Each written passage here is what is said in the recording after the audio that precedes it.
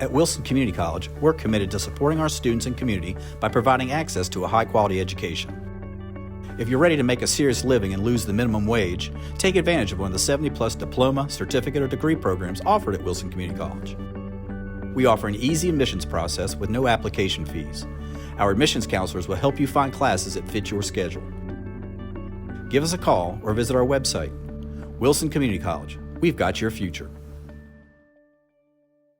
You know, with him, he may or may not. We are live on wilsontimes.com. Sorry to interrupt the crosstalk there, but welcome everyone joining us this evening. The COVID-19 pandemic has changed the way that we live, work, and play, and the way we learn.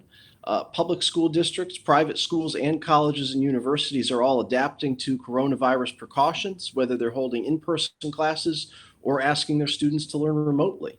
This evening, we're discussing the pandemic's effects on education in Wilson County in the second installment of the Wilson Times Community Conversation series. We've assembled a panel of community members to explore this subject in greater detail. I'm Corey Friedman, editor of the Wilson Times. I'll serve as the moderator for our virtual event. Our panelists are Lane Mills, superintendent of Wilson County Schools, Tim Wright, president of Wilson Community College, Doug Searcy, president of Barton College, Matt Edwards, director of the SPOT and its Learning Center program, and Ryan Breen, who's both a parent and a Wilson County Board of Education member. In today's community conversation titled Health, Safety, and School Education During a Pandemic is brought to you by Wilson Community College. We'd like to thank WCC for sponsoring this discussion, and we also thank our panelists and all the viewers watching us on the live stream. So this is meant to be a genuine conversation rather than a rigidly structured event like a debate or a candidate forum.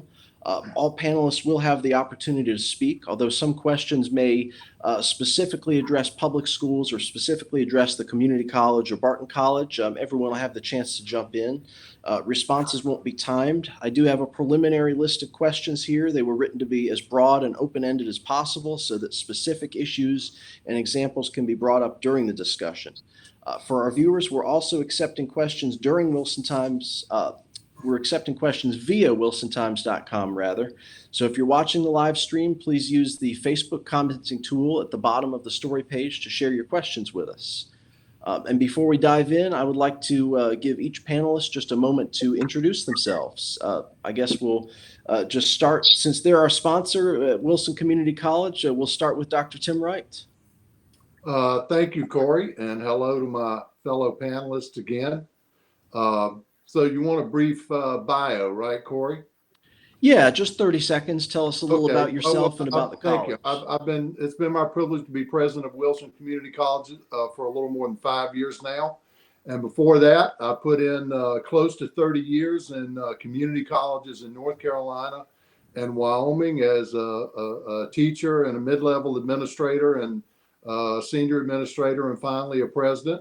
I've taught in a couple of universities in the United States and overseas, and happy to be here in Wilson. I'm from northeastern North Carolina and went to school at ECU, so this is my home territory.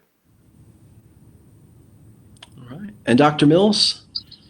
Sure. I'm Lane Mills. I'm superintendent of Wilson County Schools. I've been here since 2016. My girls were born here. We've lived here quite some time. In a former life, I was an assistant superintendent for accountability technology for about 10 years. I've been an associate professor, a school psychologist, and was formerly a superintendent down east before I came back to Wilson. So I'm glad to be here. Glad to see my panelists and have a chance to talk. Great. And Dr. Searcy? Hello, everyone. I'm Doug Searcy. I'm the president at Barton College. I've been in Wilson now since 2015. I'm a North Carolinian. Grew up in Western North Carolina and went to school at Mars Hill, a school very similar to the history of Atlantic Christian and Barton College, and have worked throughout the state at other small private institutions as well as some public and state institutions. My wife and I, prior to being here in in Wilson, we were in Fredericksburg, Virginia, and just so glad to be called back to our area here in North Carolina. There's a great, genuine spirit in this community, and it's such a nice place to live and work with great colleagues like this and a wonderful place. So glad to be here tonight, and thank you for the invitation to talk. Awesome. Mr. Edwards, you want to go next? Yes, sir.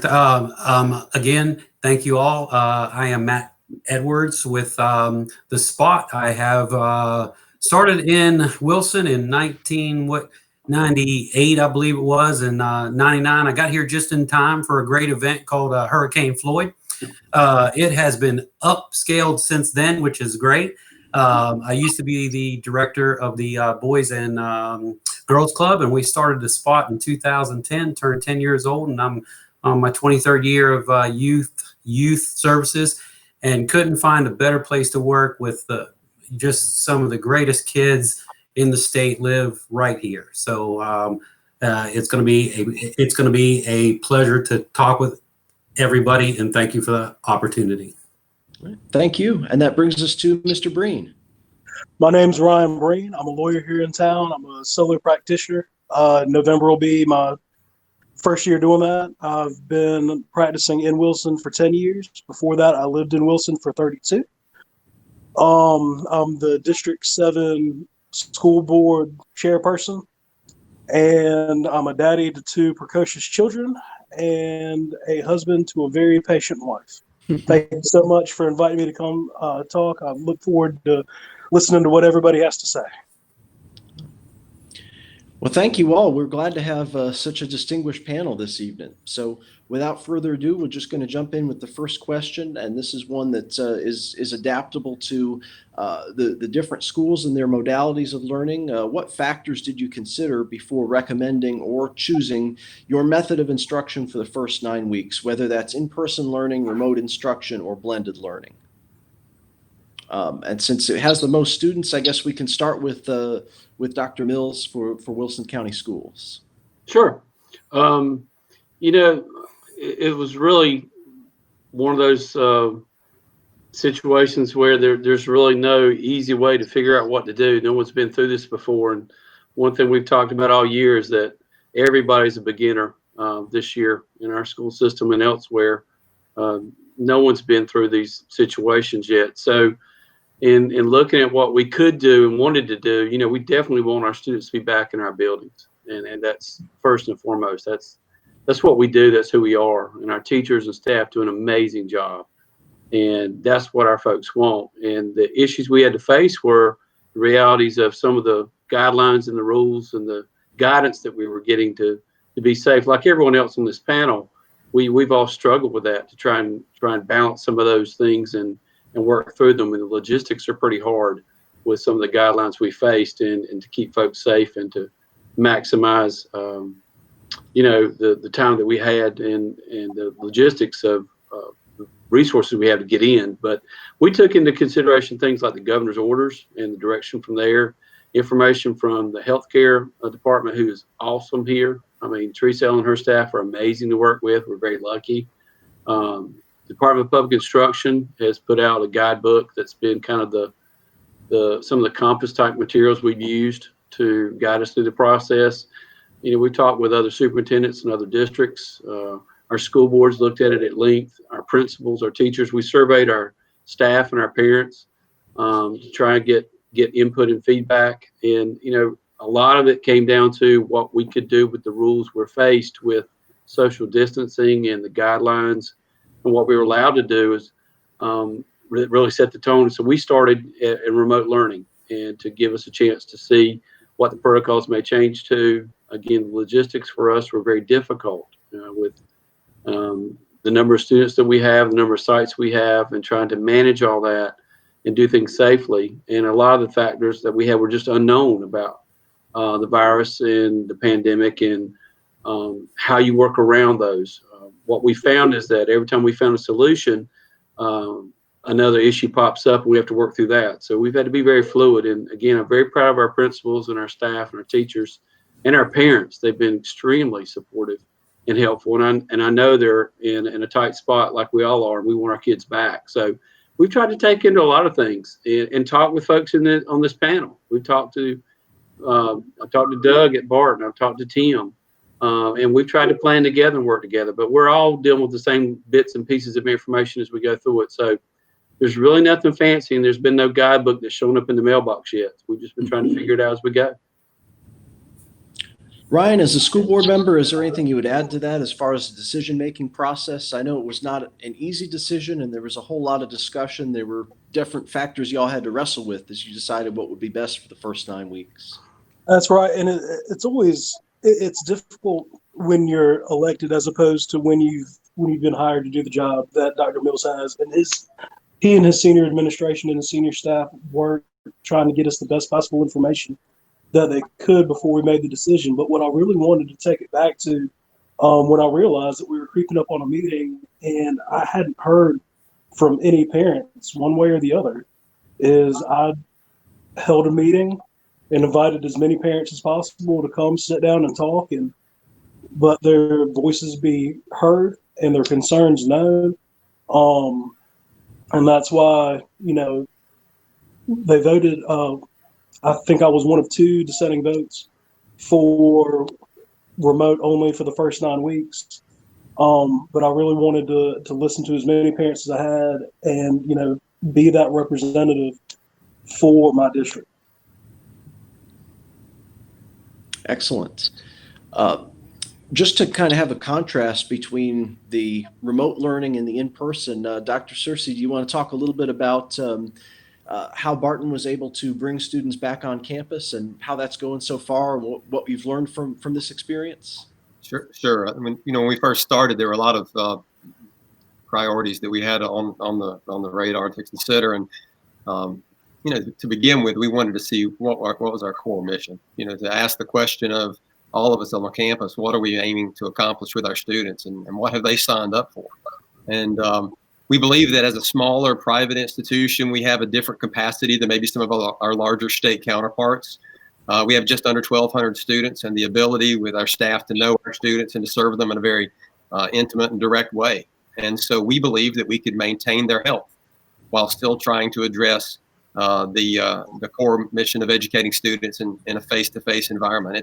It's what we do best at the college. And so you can't guarantee someone's health when I talk about the environment that we provide. You can't say that someone will always be healthy, but we believe that we can manage the situation. We can manage the outbreaks, and we've had a number of students who have tested positive. But quite frankly, those numbers were up, and as they've continued over the course of the past few weeks, it's continued to drop. So we're at a lower point than we've been since the beginning of the semester. The primary question, I guess, though, Corey, that we've had to ask is, are we meeting our mission? And do we have the capacity to provide that in a space that's healthy and safe for our faculty, our staff, and our students, and to do what we can do best? Excellent. Dr. Wright, at the community college, I believe you were all on remote learning, except there might be a couple of kind of hands-on programs like the BLET, the Law Enforcement Fire Academy. Correct me if I'm wrong, but I believe there are certain programs that are in person, but from the majority of the academic classes, those are all being done remotely. Yeah, since the middle of March, when this thing really hit, and everybody, we included, turned on a dime.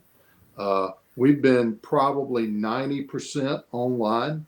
And that other 10%, as you suggested, Corey, are classes that are almost impossible to do anyway but in person.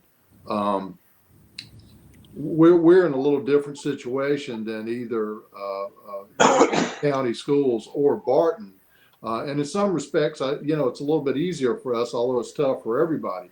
We don't have residential students like Doug, so we don't have that concern. And we don't have, for example, third graders like Lane. So we don't have that concern. Although we do have high school students and of course adult students, and we're concerned about all of them. But those things make it a little easier for us. Another thing that made it a little easier was several years ago, we had made the decision that all of our classes, all of our curriculum classes would have an online platform, even if they were in-person classes. So starting about 3 years ago, all of our classes had a Moodle learning platform that they used in some basic fashion. And we trained all of our teachers and students on that platform. And we did that mostly because of hurricanes and bad weather, which were making us lose some days. But every once in a while you get lucky and it comes in handy for the unexpected. And so our faculty and our other staff that interact with students, our counselors and advisors and so forth, just did an outstanding job. I mean, you'd expect me to say that, but it happens to be true. They just really attacked this challenge with both hands, turned things around, got online, are communicating with their students, and they've been doing that from March through the summer and now into the fall. So we feel like we've got a pretty good system going, and it appears to be working for us and keeping our folks safe at the same time. Excellent. Well, we have a reader question that has come in via Facebook. I'll just go ahead and pose this to the panel, and anyone who would like to take the question can just jump in. The question is, to what extent do you think COVID will change the way that public schools and higher education institutions will operate in the future, even post-pandemic?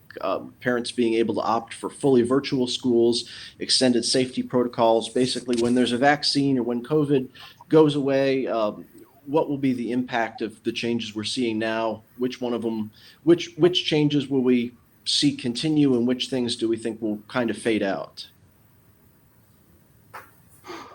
Well, I'll take a quick shot at that.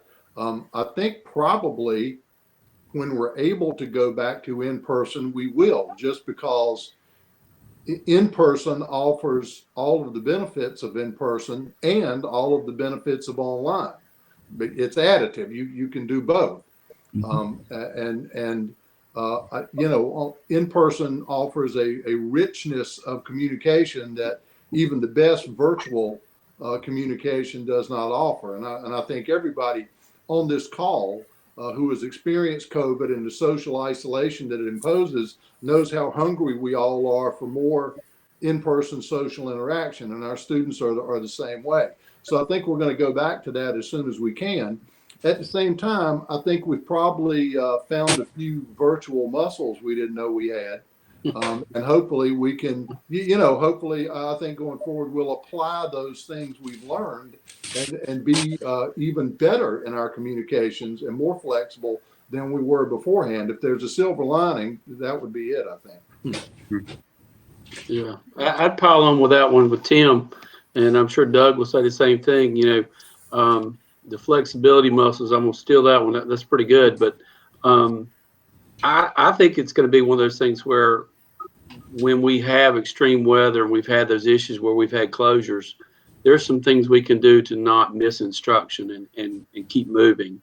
And we've talked about that already, about how this could help us to build that. I know, I prefer face-to-face versus virtual on most everything we do, but the balance of that will allow us to keep going in some of these situations we've dealt with some hurricanes and other issues we've had. I do think it will change. I do think some of the virtual options are going to remain. I think that flexibility is going to need to be there for public schools. I think, we're working through what we can and what we need to still work on to make it manageable all the time. I hope this will lead to infrastructure changes in our rural communities from our state to allow for that to be a reality for all homes in all areas. I think that's something that we're seeing, because it's a little too late to put in infrastructure in the middle of a pandemic. And these are things we've been talking about all along. We're fortunate here in Wilson with green light and the infrastructure that we have, but we still have spots where that's just not an option. And even then, hot spots are reached. So that's something I also think we're going to see more of a push for the facility management piece from the state level for some of the things we've seen with sanitizing our building and maintaining them. Buildings get old, and we've been very fortunate to have support of the county commissioners and looking at our community needs in our schools. But from the state level, having the staff that have been trained to do that and having the equipment and the supplies and the ongoing funds to do that at a deep level, the logistics, again, of getting that out to 115 school districts was taxing. And so I think this is another issue of preparedness for our state that's going to come through from some of the things we've had to deal with in our local community. I'll add, Corey, with my colleagues that, I mean, there's certainly practical things that will change, I believe, in all of our sectors, certainly how we deliver and what we deliver. But additionally, I think it changes our attitude about it. And, I mean, I've rolled into this type of fall semester almost 27 years in my work career, and it becomes what you expect. And this year, I didn't know what to expect. We didn't know how to approach it. And so I think for all of us, for our faculty, our staff, our students, we don't take it for granted. We know this is a gift. We realize education is something that makes us better and not just as something perfunctory that we show up for because we're required to do it. And I believe it'll change how much we appreciate not just the product, but the outcome and the time that we have together. And so I'm grateful for that. And I think it's something that's very meaningful to our faculty and staff over here at the college. I saw a meme the other day that called this experience the death of the snow day. Now that we have these virtual learning options, snow days will no longer be, or we have the potential to not just be snow days and be an opportunity to learn. I think another good byproduct of this is that some families have learned that their student functions better in this environment. And I think that virtual learning and remote learning may be an option, and hopefully will be an option for those students that thrive in that system rather than requiring them to be back face to face. Right. Yeah, and we have the kids right now, and they're actually face to face, and you can tell those that are really into it and are going to thrive in the remote or virtual learning environment, and you have those that it's just a constant struggle for them to maintain a somewhat of a actual connection. We've even had them just kind of shut it off and say, well, they're not saying anything I need to hear, and it's been 2 minutes. Those are the things that are there. And I think when you asked me to be on this call, I thought this is going to be good because I was going to get on here anyway to hear to actually hear from them, and it was great to sit here and hear exactly what I was thinking, but exactly what I think is going to actually take place, and that's going to be the education for our kids are going to have a lot of choices, and this is almost going to help parents understand what their kids' best choice would be to learn. Excellent. Those are some great responses. I've got another reader question that came in via Facebook that I'd like to ask. And this one, Dr. Searcy, is directed toward Barton College, but we can broaden it and other folks can kind of piggyback after you've had the chance to answer first. The question is, at Barton, is there a penalty for any student who does not care about mask wearing and distancing themselves? I asked because ODU, where I went after ACC, has implemented a policy to suspend students who violate pandemic handling rules. Yeah, when we started this process together over the summer, we communicated with all of our constituencies, our faculty, our staff, and our students, and we said if we're going to do this, we're going to do it together. And so we agreed to certain community standards.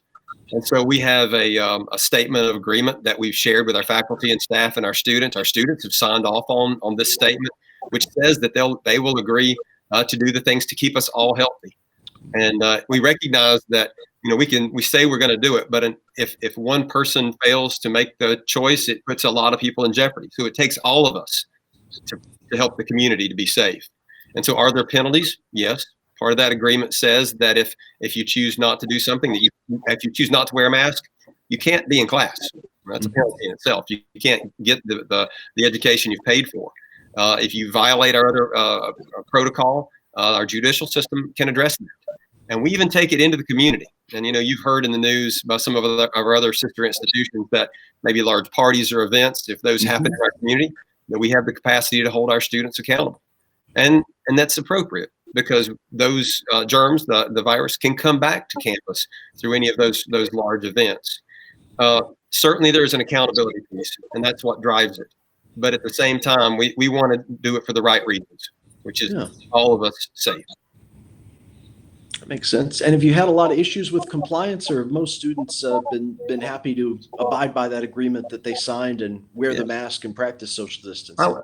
I would say the vast majority we've had agreement. We have had a couple of events or issues that we've had to address. I think those have been dealt with very appropriately and fairly, and have sent a message to our students that we're serious about keeping our faculty and staff and community safe and students safe. So yeah, we've had overall very good compliance, and I'm very pleased with our students. How about at the community college for the students who are on campus? I'm sure they're required to wear masks. Is there any kind of discipline issue that's arisen from that, or is everyone pretty much doing what they're supposed to be doing? We have sort of tried a two-pronged approach, which is one, to do everything we possibly can to reduce the risk of transmission, and then two, to communicate thoroughly and transparently with our students and our employees about what we're doing, which is essentially what Doug is talking about, only without an explicit agreement. It's the same thing. We've said, look, we're going to show you, we're going to do everything we possibly can to keep you safe, and we're going to tell you what's happening. I just sent out an email yesterday about an employee got a positive test, and we send out emails and let people know. We can't give the names, of course, but we let people know in case you heard, through the grapevine that there was somebody.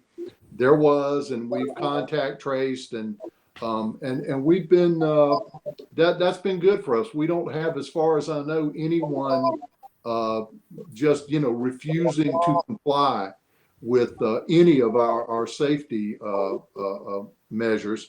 And to this point, from March, I just got the latest data today. Just today, we found out our 5th employee since March tested positive, and we've had 3 students. 2 of the students had not even been on campus in several months. So we have not had what's called an outbreak. By definition, meaning, as far as we know, no one on our campus has caught it from anyone else on our campus. So our measures to this point, knock on wood, are working pretty well, and everybody is being, very responsibly compliant with our safety discipline. Oh, that's great to hear. So Dr. Mills, for Wilson County Schools, has there been discussion about when students go back for in-person instruction? Will masks be mandatory? Will there be penalties for not wearing masks or not practicing social distancing? Basically, what mechanism would you use to ensure that everyone practices the precautions that are necessary? We've been following the guidance from the state, and the biggest issues we've seen have been the social distancing, and they are asking that masks be a part of the process. And that'll be something we'll be going through with our students and talking with them, and our teachers are going to have to prepare for that as well as our school-based staff.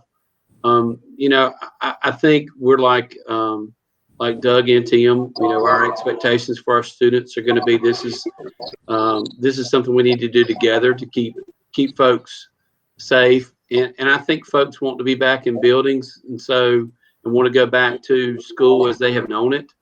In whatever form that is. So I really expect our students to want to comply with that and be a part of that, as even though it's going to be very different.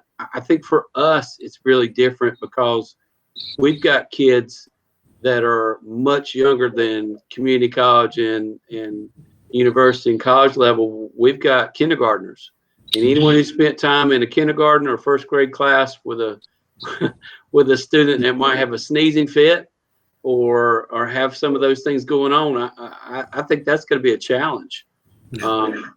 Keeping a mask on for compliance versus safety and some of the things we're going to run into. The state has provided 5 masks for every student and teacher, and that is not going to last a year. And so we know we've got issues to deal with that, but anyone who's been in a school and knows how kids are, and that's what makes them great. Kids want to come up, they want to hug you, they want to talk to you, they want to show you what they're doing, and we miss that right now. So I think that's going to be a challenge, not from a behavioral disciplinary standpoint, just from we're dealing with a variety of issues of students And again, our folks do a great job of being, the surrogate that needs to go through that with them, as well as being their instructor. And that balance is going to be something we're going to just have to work through. And we do that with other things. I mean, this is school's not just about behaviors and following rules, although we need them to, because this is a serious issue. But it's just going to be a as you go thing. And I fully expect somebody's going to lose a mask. Somebody's going to come to school without a mask. Somebody's is going to get chocolate milk on it or whatever it is that day. I mean, in my case, it's going to be, I'm going to drain it on Diet Pepsi. You're going to have to go get another one. But I'm big enough to go do that. And so for us, it's a different set of challenges. So it's just something we're going to work through. Yeah. And I'll add that we have, like I said, 80 kids there. And of course, we got that group, all the kindergartners. Yeah. And just that mask is for some, they've got all the creativity going and it's cool to wear it.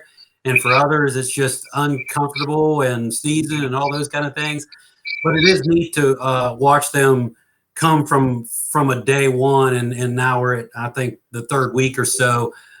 Things are improving without having to kind of really, let's call it discipline them, but to basically remind them to actually have their mask on. They do forget them a lot. We've been fortunate.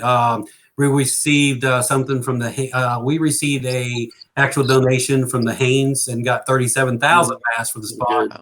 So our kids can kind of get those as they come in. However, that's great when it's said, but those masks don't fit those small faces sometimes. So you got to be really creative on how to make all that work. But it's going to be a challenge for the smaller kids, and even and we have up to 8th grade.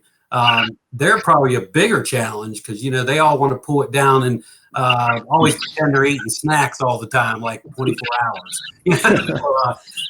All the kids have gotten real creative on how not to wear it, but we've gotten creative on how to help them understand the importance.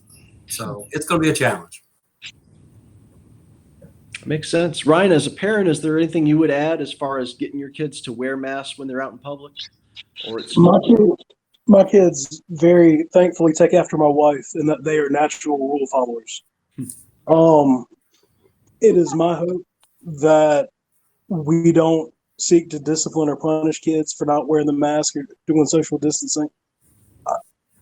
The one thing I want to emphasize and hope that our teachers and administrators continue to emphasize is that everybody's trying to do their best. Mm-hmm. And when you set these kids out at recess or PE or walking down the hallway, I hope that the focus remains on just providing gentle reminders of what they need to do, rather than harsh consequences for failing to do something that they've just now started to have to do for the first time in their life while they're still trying to figure out how to function in society generally.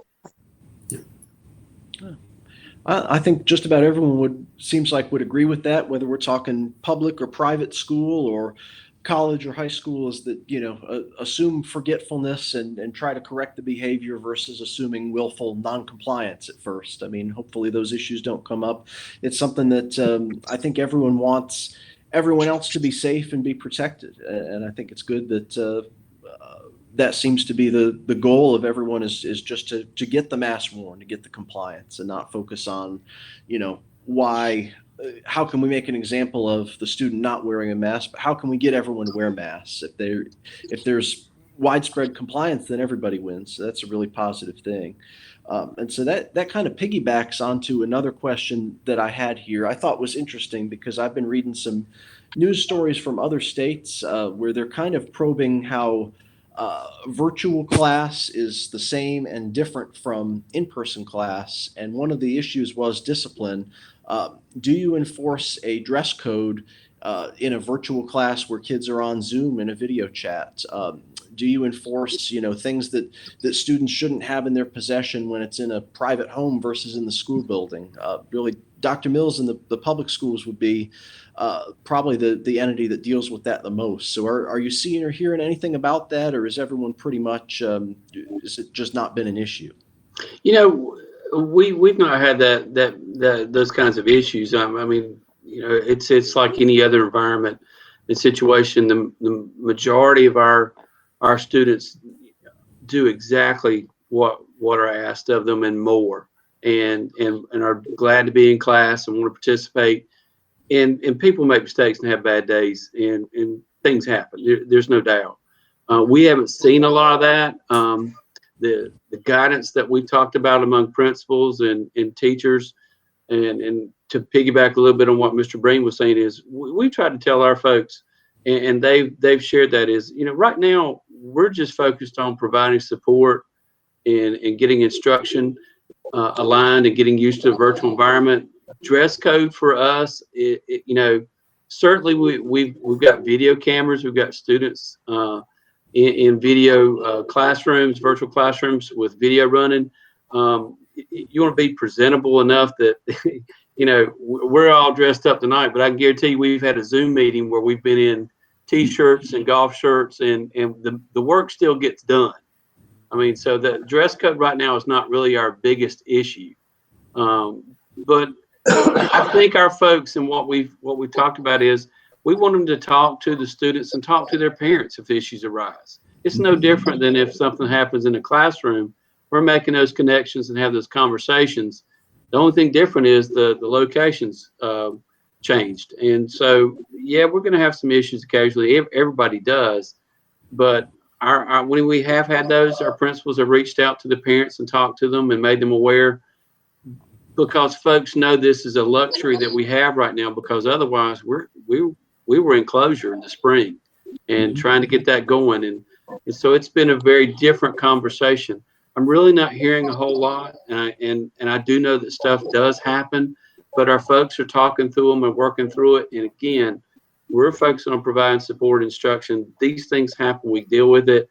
Like Doug said, deal with it appropriately and move on. But this has not been a focus about dress code nuances or some of the behaviors. And I think it depends on the situation too. And we've had to handle some of those. So it's no different from the other environments. It's just a little more remote. Excellent. Dr. Searcy or Dr. Wright, anything with your students in virtual classes? Or I think dealing with adults might be a little bit different, so might not have quite the same dress code type issues that you would see in K through 12. No, I would not say that we've had those kind of issues. And if they do come up, I'm sure our faculty are well versed and able to help students get back on the way to connect to the classroom. But I will share a quick story though, is we've had a virtual orientation this summer before students came to campus. We invited all students to have an orientation where they came into a large group, and then we broke them out into small Zoom groups. And I was able to attend every small group session from my office just by jumping into each of the Zoom sessions. And it was interesting, the personalization to that event, because I was able to see students in their home, in their comfort zone, in their space. And some of them had their pets sitting on their lap, and they would introduce their dog, or they would their mother or dad, their father would walk in the room, and it just created a pretty impressive personal moment for me, at least, to know that these young people are getting ready to come to our campus, and it connected us in a way that we had not been connected before. And so it kind of goes back to taking the moment as it is, using it for the best of its purpose. It's been helpful to me now to see those kids face to face as they've arrived on our campus, and to remember the moments we had virtually. Oh, that's really neat. I think that's a good way to look at it. Not necessarily what if somebody shows or does something inappropriate on the video, but how can you get to know your students and your instructors better? You can see a little bit of someone's home environment, see their pets. I think that's a really neat thing, and hopefully that's a silver lining to not being able to gather together in person. And Dr. Wright, do you have anything to add from the community college standpoint? Pretty much what Doug said. I think we don't really have a dress code, and as far as I know, we haven't had any behavioral issues, of any note. So hopefully we won't have any. But I think we would we would keep up the same standards of behavior, whether in class or online.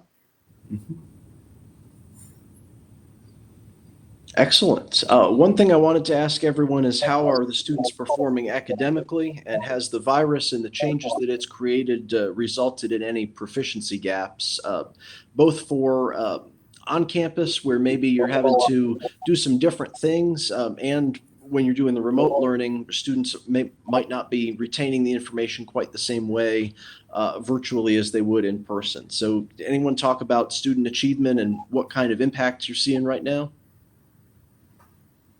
Well, if you want me to take a shot at that, I'd say absent some standardized tests, which test non-COVID students and then COVID students, we have no real way to answer that question. But I'd say anecdotally, I asked that very question to our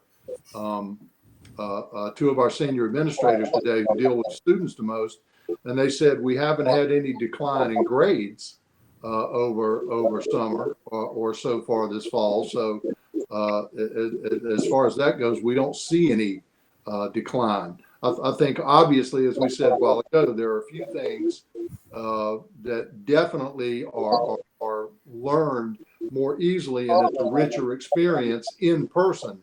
But that doesn't mean you can't do you can't do some competent learning online. Just because it's it's not perfect doesn't mean it's not sufficient. I'll say at this juncture, I think it's difficult to tell at the public school level how kids are performing. I think it's kind of funny that those bigger counties like Wake County are touting their highest graduation rates ever after COVID spring, and functionally everybody, kind of getting a pass from February till graduation. I will say that anecdotally, I got two really bright kids sitting in my house, and some of the concepts and some of the things that they're going over, I think they're having difficulty grasping. For example, my daughter with math, learning math not the way that I learned math, but in this Singapore style mathematics that we're teaching now. It's difficult to grasp if it's not hands-on. It was originally designed to be a hands-on program with counting and holding things and doing stuff. And it's difficult for her to try to grasp the concepts that are being taught virtually. I was talking to a daycare provider who told me about the 40 kindergartners that she had in her class. Of those 40, only 4 were in the same class, and it was 2 in one class, 2 in the other. But trying to organize and help those students log in and do what they need to do, just to be where they needed to be at that time for their lessons, was difficult. I'll tell you that there have been a lot more tears in our house this year than there ever have been. But it's an adjustment. And, I've tried to raise tough kids. I've tried to raise resilient kids. And hopefully, we'll get to a point where they can become more proficient and more comfortable with the technology. But right now, it hurts and it stings to watch kids who normally don't struggle.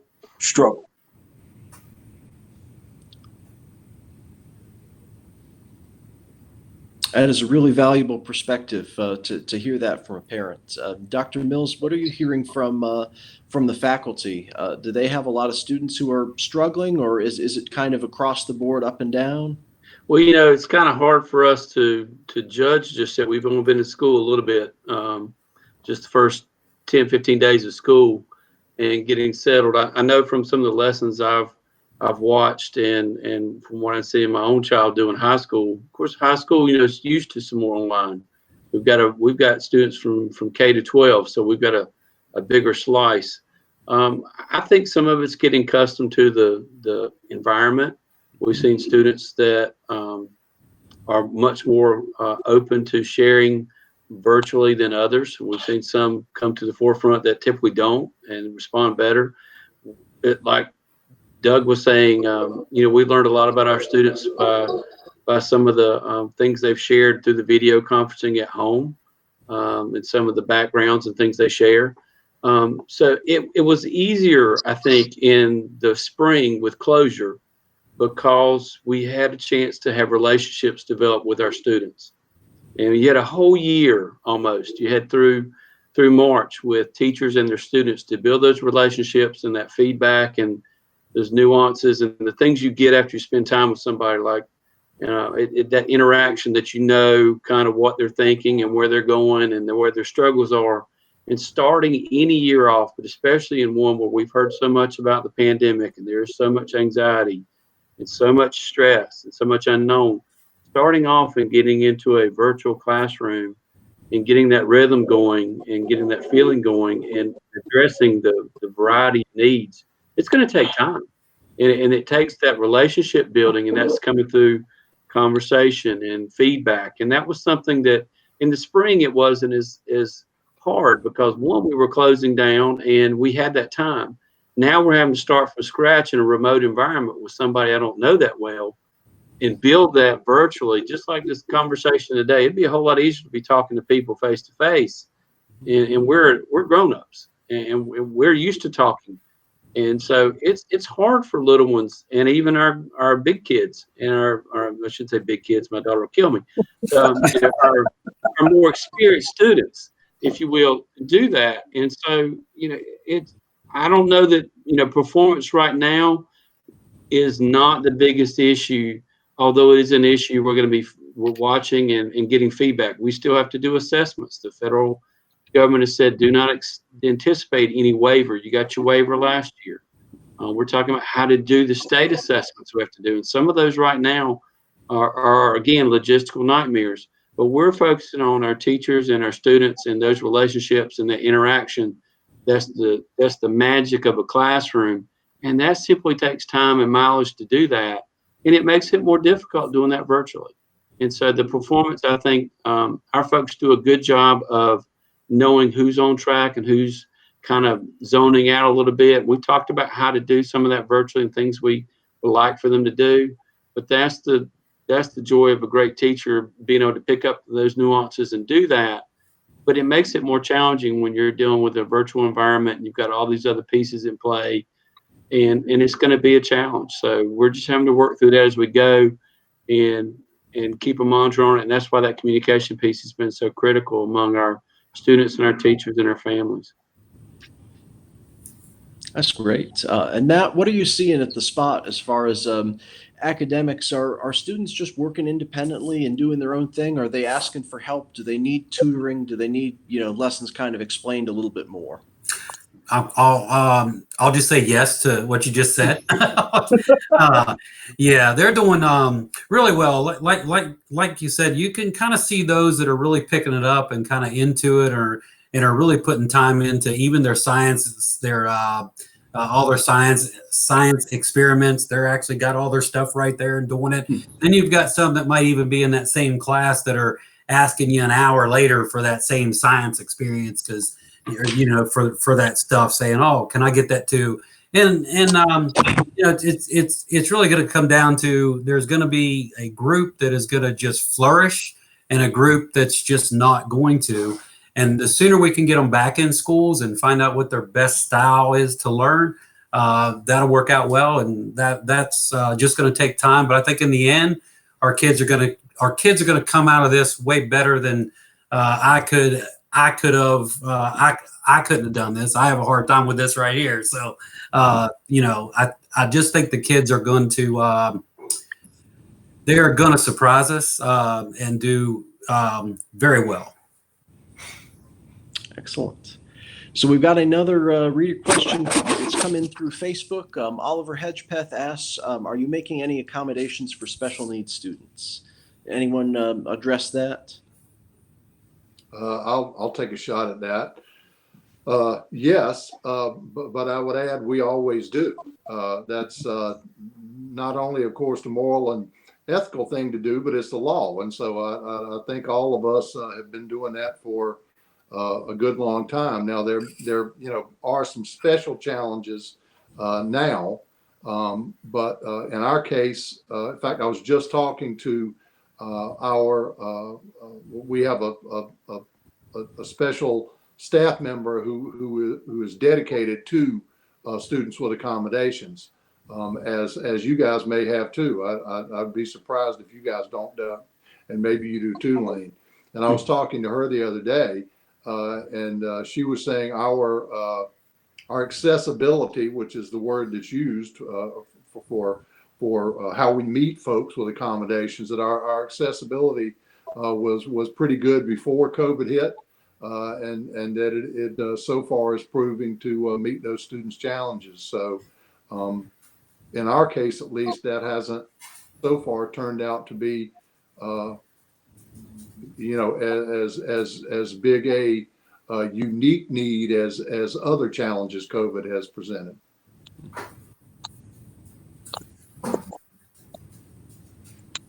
Excellent. Anyone else want to talk about accommodations for students with special needs? That's a challenging area for school systems across the state, and it's one we've spent a lot of time looking at as well.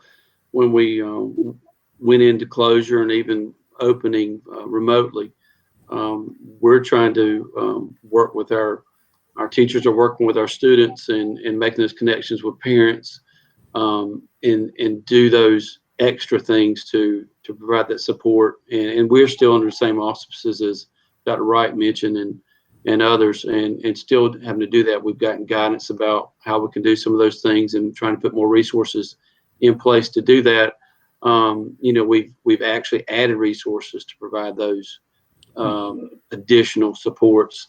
And then that's one group that we're definitely wanting to get back into school as soon as possible, as we make arrangements for coming out of remote learning and the logistics of that as well. That was a group we talked about early on, along with our K-3 students, to make arrangements to bring them back into our buildings. But I think that's one of those things where we've worked through some of those issues with the feedback piece and the support piece through some of our specialists working with the families and the communication. And it is very difficult, and it is a challenge everywhere. And we're just, again, this is unheard of, trying to do some of the things we're trying to do with the lead time that we've had. And the biggest thing has been to talk to our students and our families, see what they need, and trying to provide those supports and keep that process going and that support and alignment going as we move ahead. So it's a challenge. Corey, I would add, over at the college, and not in the traditional sense of ADA accommodations and things of that nature, as we are back, we provided those services and do on a regular basis. But under these given circumstances, we've tried to pay special attention to anyone, our faculty, staff, or other, who identifies immune compromised. And so we've made special accommodations for them by working with our provost and others. Dr. Gary Dane's done a great job in working with our faculty and trying to be responsive to their needs. I'm grateful for the personal connection he has with them and with our students, so that if a student is here or faculty member is on our campus, they're not at a higher risk because of their personal circumstances or the circumstances of their families. We've had to be mindful of that as well. That's a great point. May I add something to that thought? This is true. Lane knows this very well, and it's become more and more true in higher education too, which is all educational institutions over the years have had to become more adept at finding ways to provide for students what used to be provided by other institutions. Mm-hmm. Some things in the way of, say, social service types of resources that now, a good example is K-12, providing meals for students, which, not that long ago in our history was not an expectation of K-12 schools. And as Doug was alluding to, we also now need to, because the need exists in the students, we need to be prepared to try to get our students all sorts of, say, counseling help when they need it. And COVID has certainly sharpened that need quite a bit for many folks. And we've been lucky. The community college system just this year, I believe, bought for all 58 North Carolina community colleges access to online counseling services that don't cost the students anything, and they can make a certain number of calls for a whole host of different sorts of challenges that you might seek counseling for. So that's a good point Doug made, that those are things we try to provide for our students anyway, with varying degrees of success, but they're even more needed now in COVID. Excellent. So going from academics to athletics, talk to us a little bit about how the pandemic has changed your extracurricular schedules for athletics and for student life, and how that's affecting morale on campus, both Barton, where we've seen maybe changes to the athletic schedule, and for Wilson County Schools, where the entire North Carolina High School Athletic Association has made some changes. And I believe that some of the traditional fall sports like football have been moved tentatively to the spring. Talk to us a little about what those changes are, and how that's affected maybe morale and student life to have athletics either limited or postponed. I'll start with this one and just say that we certainly appreciate the full host of activities we have at the college, both in and out of the classroom. We believe that everything that happens on the campus, and all for that matter, contributes to a student's learning. So particularly for student athletes, heightening communication skills, teamwork, the ability to achieve goals and to work together, all of those are skills that an employer will want in the future. So the learning that takes place outside of the classroom in the holistic sense is an imperative for Barton College. It's part of our commitment to our students. So to not have athletics when many of our students, our student athletes, is a challenge. So by virtue of the decisions made with our conference and the fact that we will not compete intercollegiately, we're still coming together as teams. We're still practicing together. We'll still also preparing for the future. Our engine is still running. We're still moving toward that eventual outcome of being on the field or on the court. Our young men and women are extremely competitive. They like to play and they like to win, and that's part of their DNA. So we continue to feed that and help them to be encouraged, and do so in a way that's safe, with masks and with limiting by social distance. Right, we have a very strong facility for sports performance, and normally it serves about 70 students at one time, and we're operating at 20% capacity, which stretches our athletic training and our sports performance staff. Rather than having so many in at one time and really condensing the work time, their work time is elongated now. More hours with fewer students, but the work is still difficult and the same. So in many ways, that's stretching us, but it's keeping a priority focused on what's good and positive for our students. As far as morale, I think all of us long for that level of normalcy. And for some of the folks in our community, that athletic thing is really important. We keep just focusing on the fact that it's part of our mission, and that it's a hope of coming back together as we would intend to. Y'all may have noticed the stadium continues to be built, and if you haven't driven by the campus, you'll get a good look at how that's continuing to change. And I mention it only for its symbolic factor today. As our students have walked by it, they see that the college is still very interested in their success and their experience. And we're pressing on with the eventual knowledge that we're going to be at it again. And for our donors and friends and others who are going to join us on a Saturday afternoon, not now in the fall of the year where the leaves are changing and the crisp, but rather maybe in late winter, cooler temperatures with no leaves on the tree. My colleagues asked me to pull this out. Yeah, so get it out. There we go. We're looking forward to football, as well as all of our sports, baseball, softball, track and field, women's volleyball, all of our sports coming back together for the benefit of our students and our community. Yeah, for us, Doug didn't tell you we came to put the helmet on earlier, so that was the best shot. We're still waiting on ours, by the way.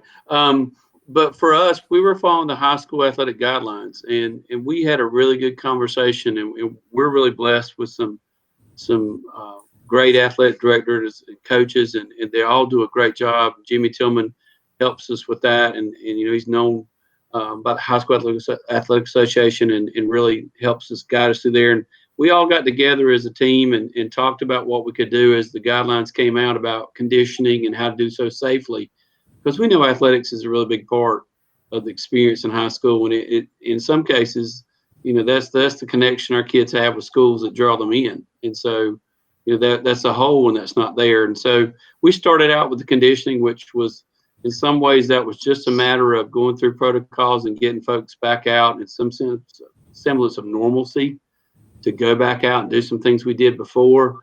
Certainly it was very different, and there was no interaction with equipment. And I'm very proud of our athletic coaches and trainers and our leadership, in that they did all that, and even though it wasn't what we wanted to do, everybody followed protocols, and we were able to go through it. And then the governor's orders kind of changed, and so we backed off. And now we've seen some guidance from the High School Athletic Association that's getting into, looks like we're going to have a season, looks like we're going to have these things going on. So we're starting to hear more about how we can do that. The guidelines are changing. We're having conversation with our conferences now. There's more interaction in certain sports with actual equipment and sports as we know them. Of course, everybody's wanting to know when football will be, what will that be like? And the High School Athletic Association has worked through some of those guidelines, because, again, those are important milestones for our students and our schools to have that feeling of community and family. And we got to do it safely. We got to do it within the guidelines we've been given. And the time will come for us to do that, and we're going to be right there. We're looking forward to being in the stands. Doug and I talked about dual face painting when the time comes, with or without masks. I don't really care, but I'm yeah, I'm ready to go do it, because we want to get back to that, but we've got to do it safely. And so again, our protocols are in place. We're following the guidelines, and I think when we start seeing some of that will bring a lot of comfort to folks, because it's really weird not having that be a part of the fall return to school, to Friday night games, and planning for those and the ceremonies around that. But for us, again, it's that join force coming to school and being a part of something that draws our kids in, and we got to work through those. And I think the High School Athletic Association has gotten a little bit speedier about that towards the end here, and getting some things out there, and that's caused a sense of calm over some people that looks like we're going to have those. They're going to be very compressed. Our issue will be some of the scheduling for practicing and the overlaps with games.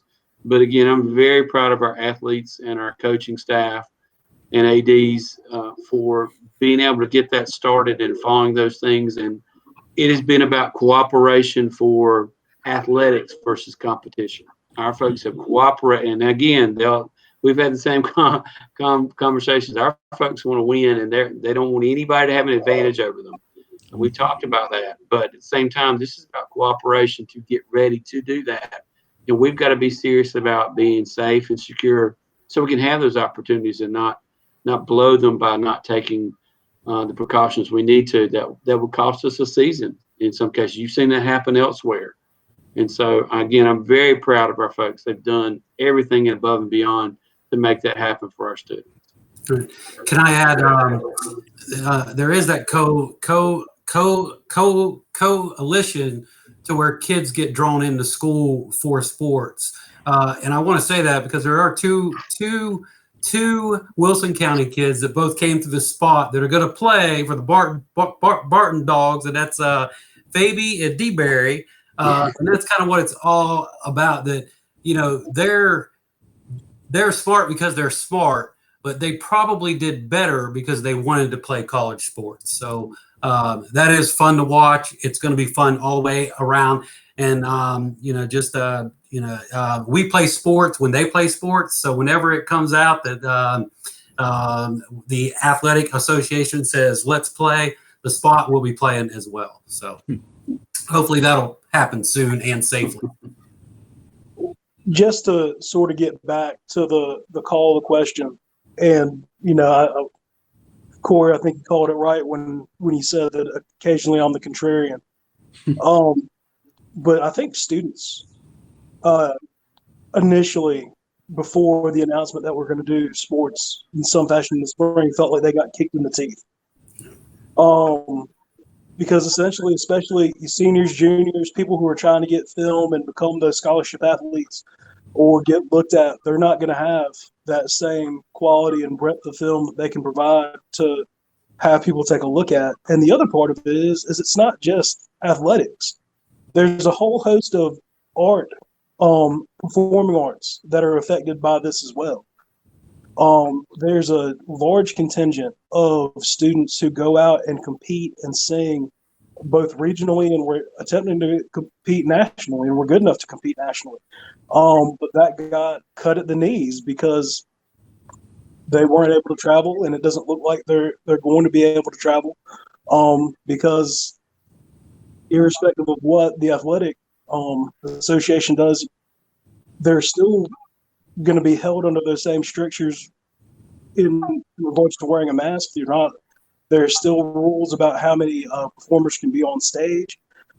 But, athletics, extracurricular activities, a lot of those things, like everybody else noted, those are the things that really make the school experience. Those are the things that sort of round out everything that you learn. I was going to say on a book, but everything that you learn from a screen these days. I feel like a lot of hearing from parents and reactions that they've provided to me regarding their kids, they're hurt, they're a little despondent, but they're just trying to do the best they can. And I'm hopeful that as restrictions ease, they'll get those opportunities again to compete, whether it be a performing art or a sport. Absolutely. Dr. Wright, I don't think you have competitive athletics there at the community college, but certainly there's student life. I think there's an SGA, there's campus clubs. How has COVID and remote learning affected that? Are any of those clubs or groups or organizations still operating? Is there any concrete plans kind of in place to get those going again? It has affected things like our chorus hasn't done any concerts this year. But for example, our community college honor society, Phi Theta Kappa, is going strong. Our student government association is going strong. They're doing most of their communication virtually. In fact, I was on a call the other day that our honor society put together with all of the other student organizations on campus to try to coordinate Phi Theta Kappa's theme this year, which is a really interesting and appropriate theme. Their theme this year is participation, and we talked about that because I'm assuming everyone on this panel tonight, having some connection to education, knows that the more students participate, the more successful they're likely to be. In their educations on average. The more engaged they are, the better grades they make, the likelier they are to graduate. And so we want students to participate for those reasons, in addition to the reasons that some of the other folks on the panel here have talked about, to be a well-rounded individual, to get opportunities to show off their skills, whatever it may be. So participation is just a good thing. And of course, in COVID, it's also, the central challenge that students have now. So I thought that was a great choice by our honor society. And we had a virtual meeting the other day on, I forget which of the meeting platforms it was. And we all talked about how the individual organizations could help to further that cause this year. So that's just one example of, making a little lemonade out of the lemons. I was proud of them. Hey, Corey, I appreciate the way this conversation has turned, and Tim's comments and those of Ron and others. That, at the college, part of our mission is, in its specific wording, is for cultural development. And we know that at the college and in other entities here across the community, there are different ways that we all come together. And, whether it's downtown through the arts or on our campus, it's very, very important to the Wilson community that we continue to enrich our space and one another. And that's important for our students. So I just wanted to say, we have our eye on it for this coming fall and the spring to continue we have friends groups for the theater, library, for the arts, for the symphony. And we aim to be back together. We actually have a theater event that's outside this coming Friday. It's a Jonathan Scott Bennett Scholarship event, but it's by reservation only. So, because of this circumstance, we can only host so many. And because we have certain parameters on our campus, if you attend, you have to wear a mask. You have to stay socially distanced, so that we'll host an event within the parameters of the executive order of our governor, but yet still increase our capacity in our community for cultural enrichment. To Ryan's comment a minute ago, our faculty and others have had to continue to think about even recruitment and attracting students for our programs. We have a program called Artworks that Maureen O'Neill, one of our faculty members, works very diligently with. But knowing that she couldn't be as much in the schools to see these students, she's had to communicate with them in different ways, or at least encourage that application to that program in different ways. And so, again, we just have to be creative. But it's so important that the arts and all the cultural enrichment are a part of what we do in our community, and we want to be a contributor to that. That's excellent. Well, I want to thank you all for taking part. We're just a little bit over time, but I'd like to close with just one final question as kind of the pressing question on everyone's minds. Certainly none of us have a crystal ball. Nobody can predict the future, but as we sit right now on September the 9th, what are your plans or your expectations for the spring semester? What would cause them to change? We're not going to try to hold you guys to a promise that say if you're doing remote learning that you'll be back in person, because I think so much is conditional upon what the COVID pandemic does and what conditions we're seeing at the end of the year and early next year. But, as of today, what are your plans for the spring semester and what do you expect to see happen? I'll say for us, we have to plan our classes and start registering folks a good bit in advance. And so many of our students work or have minor children that it would be difficult for them to make a major change in their in the class format plan that they've signed up for. So we think our spring is probably going to look pretty much like this fall for now. We may have a few more in-person classes that the governor goes to stage 3 and we see exactly, what that means. We may open it up and offer a few more options, but because we have to, we'll start planning for spring here within weeks. And I don't expect any, it'd be lovely to have, an angel come down from heaven and make all this go away, but I don't see that happening right away. And as to what would change that plan, boy, I don't, until we get a vaccine that works and lots of people have taken it, it's hard to imagine what would make a huge difference in those plans. I feel like I've been kind of a downer in this kind of conversation. So rather than talk about plans and expectations, I can tell you what my hopes are. I hope that kids are back face to face in school, in the school building in some capacity. Whether we're still in Plan B, but fingers crossed. If I'm just talking about hopes, I hope we're full tilt, ready to go. Plan C. I hope that sports open back up. I hope the kids that have those other extracurriculars have an opportunity to hone their craft, hone their skills, and really develop and get ready for the next stage in life or in class or whatever that might be. But my hope is that we'll be,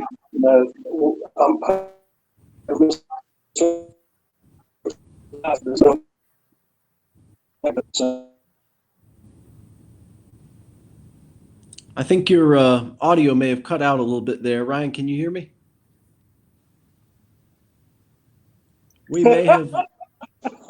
Oh, I think you're back. We can hear you now. Oh, okay. Did you guys get to the kumbaya part? I think it cut out probably right around there. If you want to just repeat the last maybe 30 seconds or so. Um, I hope we're back together soon in some semblance of normalcy, not as we quote unquote new normal know it now, but normalcy that more akin to what we had in January. I can say for us, it'd be great to be an after school, which is what we do. It'd be great to be a actual summer camp is what we do best. And serving meals, we do some. We are going to support whatever Wilson County Schools needs us to fill in a gap, fill in a need.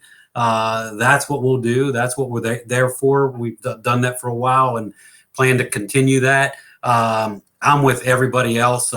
It'd be great to see the kids. Right now we do have them face to face, but it's a very small group of 80. I'm used to 280. So I feel like we don't have 200 kids. That it'd be great to see them. But what would change anything? A vaccine would be great, of course. But maybe we can have one of the kids come out of, let's call it either the community college or Barton that comes up with that vaccine that saves the world. So let's do it, guys. Corey, That's excellent. I think, Go ahead. I'm sorry. no, that's great. I think we would add similarly. We have, we know a lot more today than we did even a month ago. And through the weeks of being on campus and being face to face, we continue to be better today in serving our students and in working with our community to be as healthy as possible. And I don't want to, we're only as good as tomorrow, and we're only as good as the next day and the day after that. So I won't make any promises, but I'll say we're going to keep on keeping on. We're meeting our mission. We're focusing on what's best for our students. They signed up to be here and to learn in the way that they learn, which is face to face. It's the way that they probably learn the best. They are engaging, they're hands-on. And so that's so important to us. And, the relationship with our faculties is probably the highest priority. They love their faculty. They love individual relationships. And so to keep them in that space is so important. We also want to just try not, so many times we hear the restrictions, what we are hearing, no. We're going to continue to try to say yes as much as we can and do so in a way that's safe, and try to continue to create the experience that's positive. And just to let you know, in this whole process, I'm just extremely grateful to be in a community that's patient and that we work together. Grateful to work with a faculty that's creative and innovative and they love our students. And I'll tell you what, to put that combination together in a community that cares, and it's a great pathway forward. So that's our goal is to be together in the spring to continue doing what we're doing and serving our students that way. Excellent. Those are just great remarks. And I just wanted to make sure we include Dr. Mills. We heard from Ryan and the perspective of school board member. Sure. He's certainly hopeful that we can bring back the kids for in-person learning. From an administrative perspective, what has to happen in order for you to be able to bring that plan to your school board and say, here's our plans to bring students back?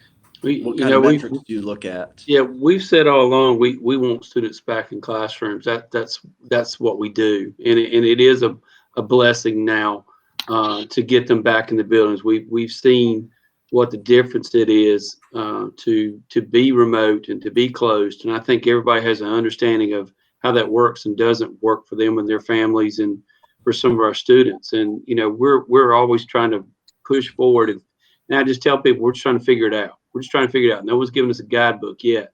So for spring, a lot of things are going to have to happen. One is we're going to have to see some consistency in some of the path of the numbers for the pandemic and the coronavirus. We're going to have to still see those numbers stay down because that affects what the governor does. And that affects some of the guidelines that we're under. Then those are the things that are really driving us, because the logistics of trying to manage some of the requirements for us with busing and in classrooms, in our school nutrition program, all those kinds of things come down to the numbers and what we're allowed to do safely and what we're encouraged to do and we can do. And so we got to see those numbers come down for the distancing piece and the masks and the density piece. because we transport over 6,000 students a day getting into school. They rely on us, and then when we're there, our teachers want to see our students. Our principals want them in there. We want them in there, but we've got to have the allowances to bring them back to school as we knew it and know it, to do so. And no one's going to push more for that than our own folks. I mean, that's what we're about. And we really need folks to work together to make sure those numbers keep coming down. And we need to see some guidance from the state that we can work with that makes it feasible for us to run buses at a reasonable time, to get enough students on a bus to get them there in time for instruction, to make it manageable in our classrooms that we can have instruction and have enough students in there that it's feasible for us to run those routes and run those days. And we want that. And I'm hoping by spring that will work out. But again, we've seen a lot of change, as Doug said, from March to now. So I'm hopeful we'll continue to see that happening over the fall semester. I think the hard part is we're used to figuring things out and solving problems, and this is not one that anyone's got a guidebook for. And we're figuring it out as we go. So we're going to keep figuring those issues out all semester long through the fall, and hopefully all those things will line up so we can come back and be there. That's what we want most of all. Is we want to see our students. We want to see our teachers in the classrooms with students, and our families get back to that routine. Excellent. Well, I just want to thank you all for participating. On behalf of the Wilson Times, we'd also like to thank Wilson Community College for sponsoring today's community conversation. And for all of our panelists, please stay safe, be well, and we'll see you next time. All right. Thank you. Thanks. Thanks, Thank you. everybody.